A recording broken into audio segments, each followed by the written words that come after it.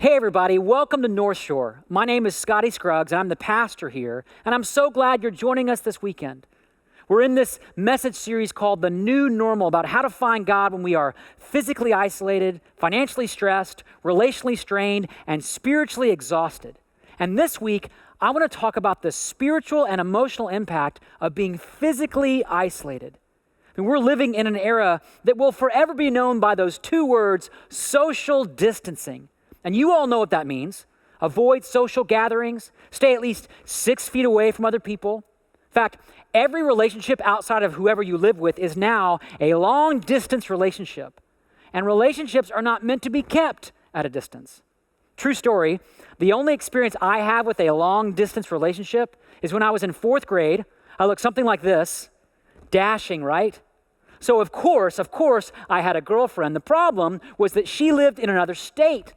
And I can still remember just how difficult that was, trying to navigate a relationship without being in person. And what made this relationship even more complicated was that she didn't actually exist. I just made up the whole story to try to impress my friends. But let me tell you, it wasn't easy to manage an imaginary relationship across state lines. We are living in an era of long-distance relationships. And the reality is, it has changed everything about how we do life together. No family get-togethers, no going out with friends, no grandkids visiting their grandparents, no grandparents visiting grandkids, no working out at the gym, no Pilates classes or yoga classes or Zumba classes, no meetings or birthday parties or graduation ceremonies or weddings. In fact, I read a story this week about an engaged couple who didn't want to postpone their wedding, so they decided to get married in the middle of their street. No kidding. And they invited all their neighbors to watch from their front yards. Now, the good news was they saved their parents like tens of thousands of dollars, but it wasn't exactly what the bride and groom dreamed up when it comes to their wedding. And that's just one example of how this era has fractured some of the most sacred relational moments in our lives. Right now, fathers can't be in the room when their children are born. People can't say goodbye to a loved one when they're dying in a hospital bed. In fact, one of my closest friends lost his mom this past week. She had Alzheimer's. She had been sick for some time. And on that last day, they couldn't visit her without protective clothing. They couldn't touch her or hold her hand. They couldn't even stay and be with her when she passed. And that's not the way God made us to live.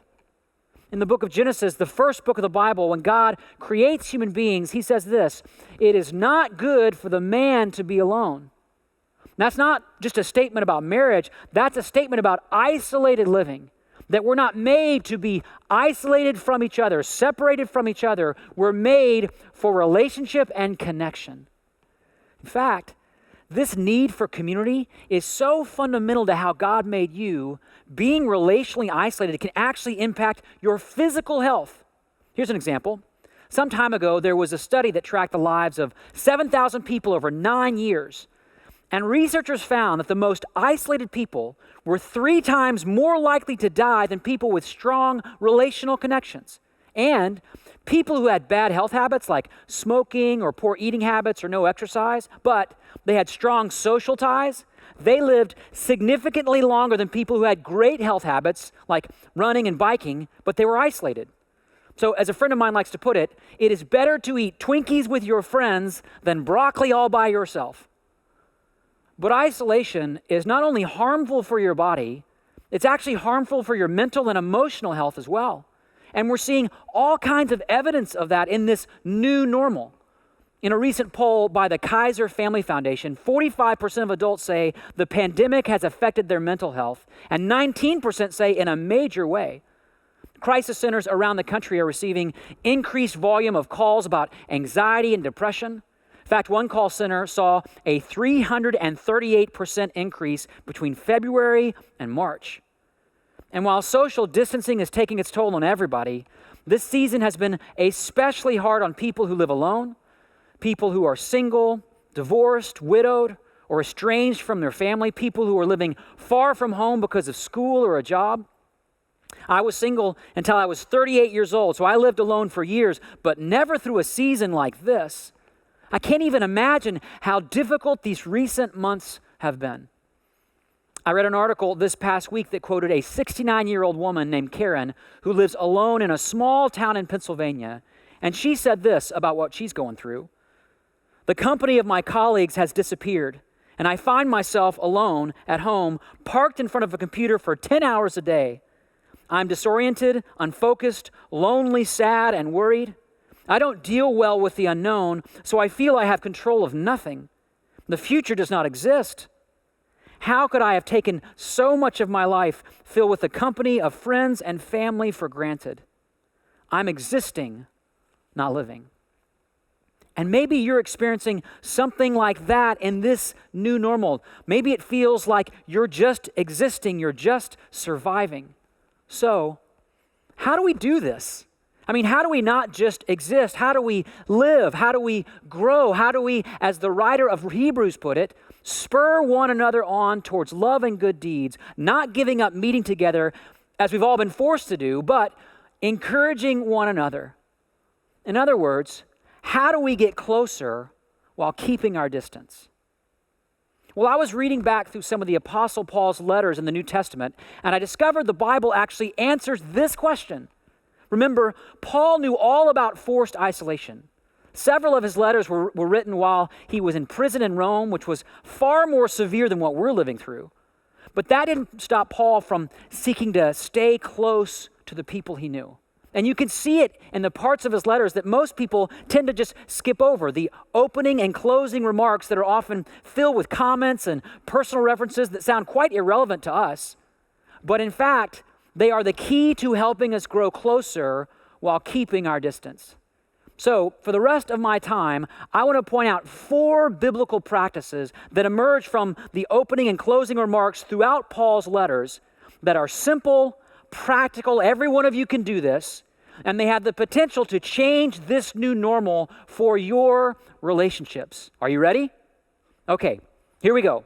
First practice. When you're talking to a friend or someone you care about, whether it's in person at a distance or via technology, start with words of love. Start with words of love. When the Apostle Paul would start a letter, he would usually begin not with teaching or admonition, but with words of love and his longing to be with whoever he was writing to. For example, he wrote these words, "I thank God every time I remember you," Philippians 1:3. Or, "I long to see you so that you and I may be mutually encouraged by each other's faith," Romans 1:11 and 12. Turn to almost any of Paul's letters, and you'll find he begins with words of love. It's so simple to do, but we don't do this. I mean, think about how you start a phone call or a text message.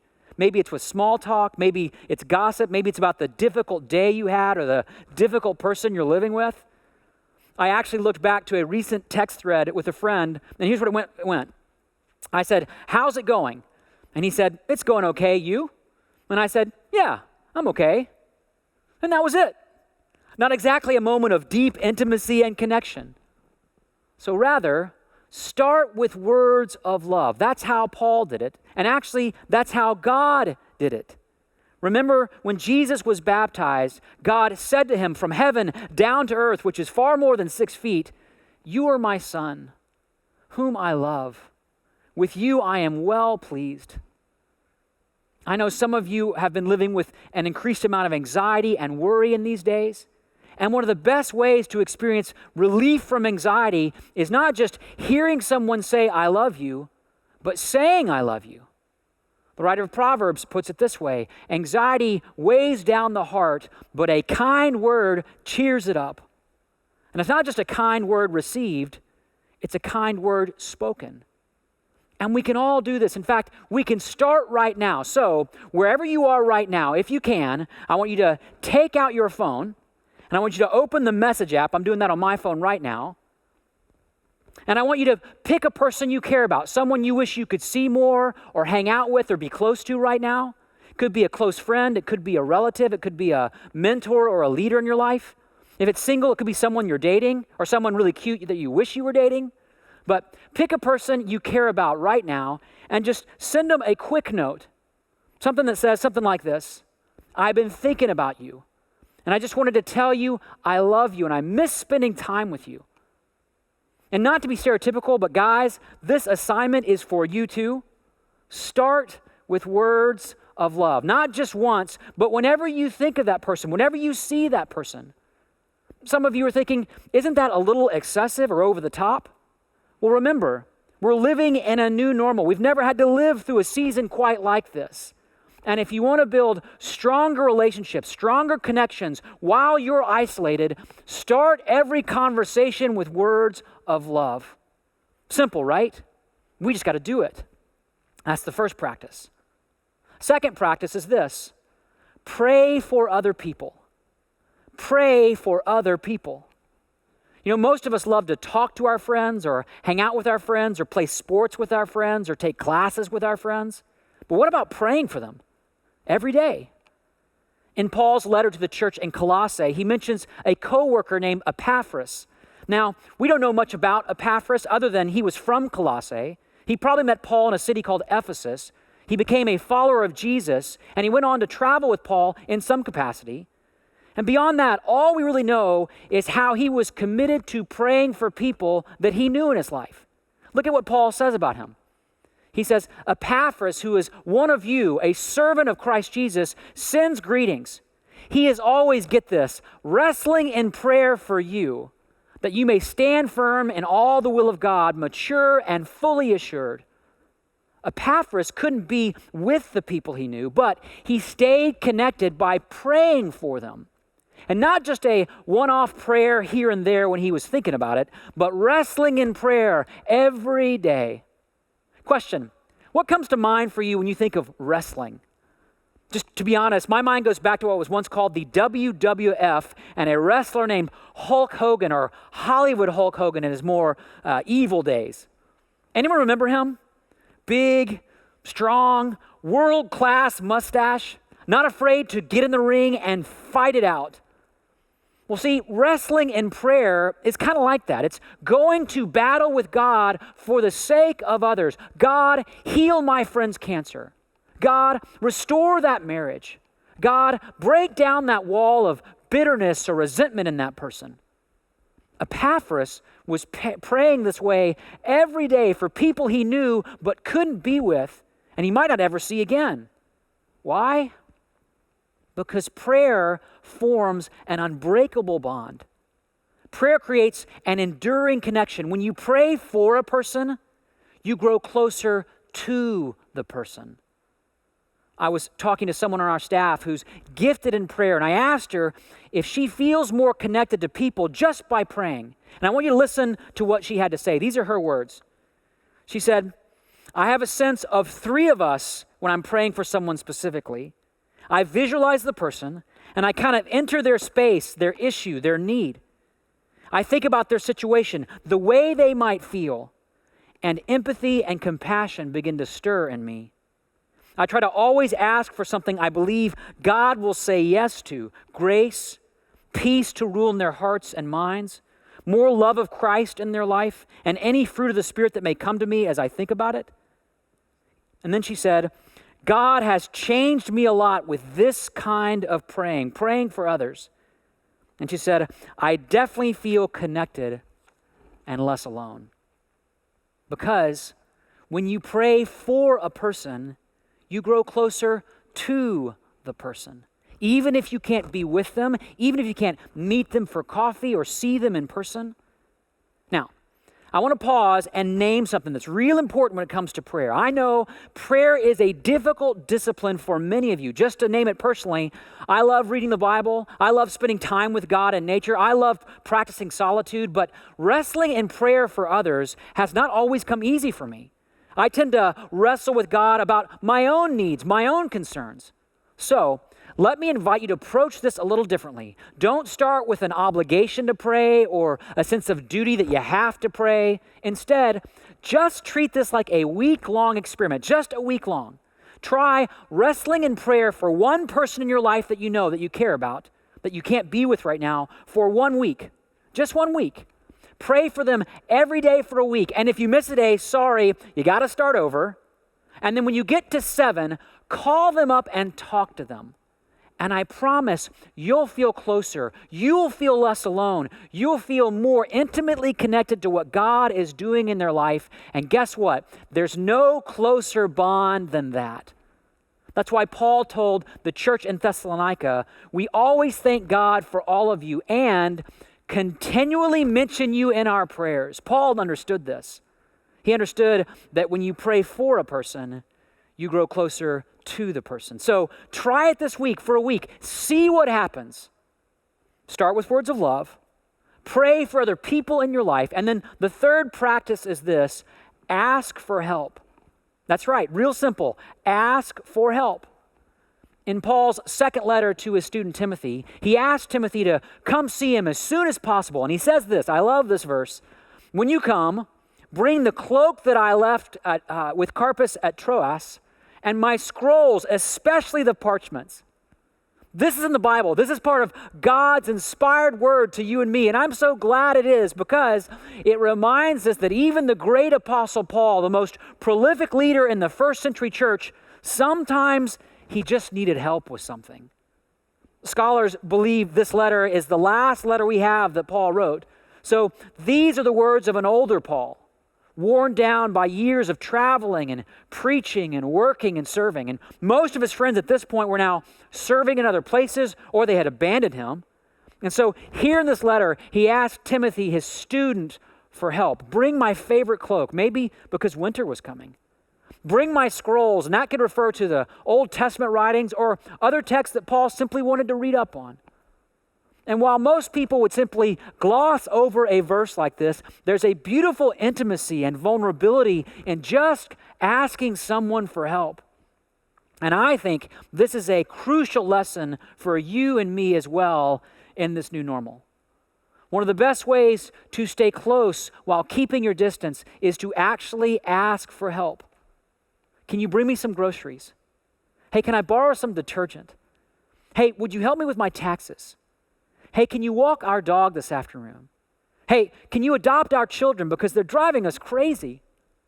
By the way, if you're going crazy being locked up with your family or the people you live with, we're going to talk about that next weekend. You're not going to want to miss that one. But in this era of social distancing, there's an intimacy that comes when we ask for help. Again, it's super simple, but we don't do it enough. In fact, most of us would rather offer help or contribute something or make a difference for someone, right? But everyone watching right now, all of you have a need, something that you could use help with right now in your life. And here's what happens. The more you keep that to yourself, especially now, the lonelier you're going to feel. So maybe it's time to ask for help. And you can do that right now in the comment section online, or if you're in a life group, reach out to your life group. And by the way, if you're not in a life group, here's my word for you. Get in a life group. Life groups are the best way I know to have authentic community in your life. And guess what? Our life groups are still meeting together, talking together, helping together, even if it's online. They're connecting and praying and helping. And I thought it might be helpful to see what that looks like in this new normal. So our director of group life here at North Shore, Lauren Neal, dropped in on one of our life groups this week. So take a look at this video. It is really good to see you guys. First of all, let me just say I really miss your faces. This is the Victor and Katrina Mausi group. You guys are an intergenerational life group that meets every Tuesday night. And I just wanted to hear how it's been going since you've converted this past month and a half onto Zoom. One thing that has been a surprise for me is that after the group is over, technically at 9, several of us will stay on and just keep talking, and we go sometimes till 10 or 10:30. And we used to do that at the Mausi's house, and that is still happening. So, and I didn't expect that. I'd say for us, honestly, in this last year in general, we've just walked through really tough stuff, and it's just become really apparent how important it's been to be part of a community kind of before things get bad or before you need it per se. And just feeling like we already have such a close group of friends that these are the people we want to bring the toughest stuff to and say hey, can you help us through this? I think that's been huge.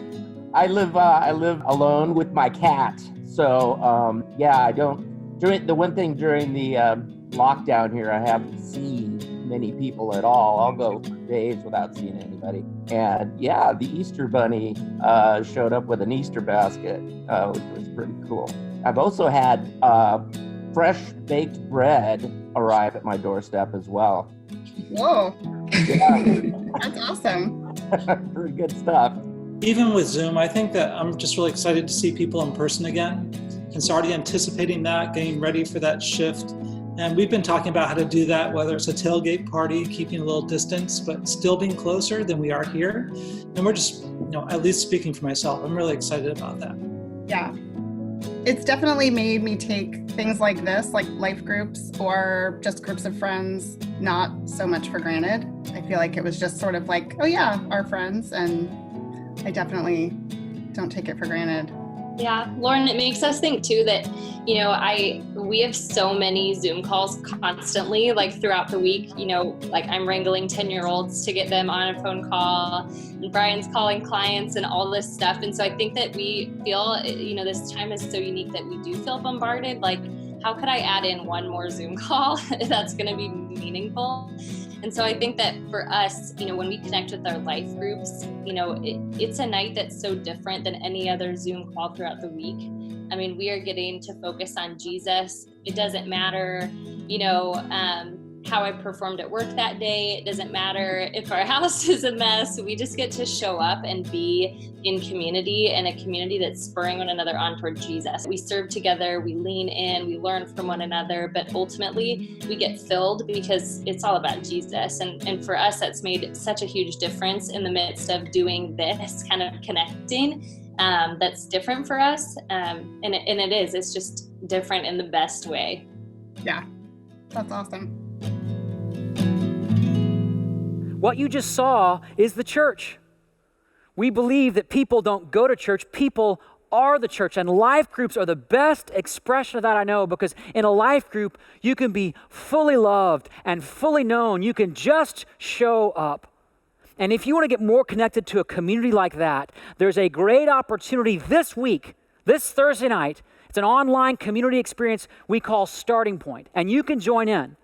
It's about finding your place and your people here at North Shore. There's more information online, or you can find out more in the comment section right now. Start with words of love. Pray for other people. Ask for help. And then one more key, really simple practice, and I love this one. Prepare the guest room. Prepare the guest room. In one of Paul's letters, he was writing to a personal friend of his named Philemon. And Paul wrote it from a prison cell, meaning he wasn't able to see this friend in person. And at the end of this short little letter, Paul says these words. I love this. He says, "And one thing more, prepare a guest room for me, because I hope to be restored to you soon." Paul didn't know if or when he would ever see his friend Philemon again, but he said, prepare the guest room for me anyway. And to be a guest in that day would have meant there would have been a great meal, fine food, the best wine. It would have been a celebratory moment. In other words, Philemon, let's plan a reunion party. And here's the deal. We need to do the same. Prepare a guest room. Get the couch ready for a visit. Save a date on the calendar for coffee or dinner or that family visit. And if you have to postpone it, that's fine. This is less about preparing a physical space and more about letting your heart feel hope again, that we will not be socially distanced forever, that this too shall pass. And I got to tell you, I am ready to see all of you again. I'm ready to hang out with my friends again. I'm ready to meet someone for coffee or some other beverage that God inspired people to create and enjoy. I'm ready to do life together again, and I'm sure you are too. And that day is coming. So prepare the guest room. Be encouraged with hope. And remember, you're not alone, even in the new normal. Jesus once put it this way, "For where 2 or 3 gather in my name, there I am with them." Gathering could be in person. Gathering could be online. Gathering could be on a video chat or a call. Doesn't matter how you gather. It matters that when you do, Jesus is always there in that community with words of love and interceding with prayers for you and ready to help. You're not alone. You're never alone. The community you need is right here waiting, and we'd love to help you with that. In fact, Stephen will be back on in just a few moments, and he'll share a little more about how you can take that next step. But for now, let's pray, and then let's worship our God and thank him for making a way for us, not just to know him, but to be connected to each other in this new normal. Would you pray with me? Jesus, we are so grateful that whenever we gather and however we gather, you are with us. You promise to be with us, that we are never alone. And I know in this season, I've experienced that pain of isolation and disconnection and aloneness. And we know we're not meant for that. And so, Jesus, we're grateful that you give us a way forward, these simple, practical steps that you model in your life, steps that we find all throughout the New Testament, woven into the letters of the Apostle Paul, to start with love and to pray for others and to ask for help and prepare for that day when we can gather together again and celebrate the fact that we don't have to go through life alone. What a gift community is, what a gift relationship is, what a gift connection is. And God, I pray that you would help everybody listening right now feel authentically connected to you and authentically connected to others, and where needed, give them the courage to take that next step, to get plugged into community right now. And be with us as we do this week, Jesus. We're so grateful that you're going to walk with us every step of the way in this new normal. And we pray this in your name. Amen.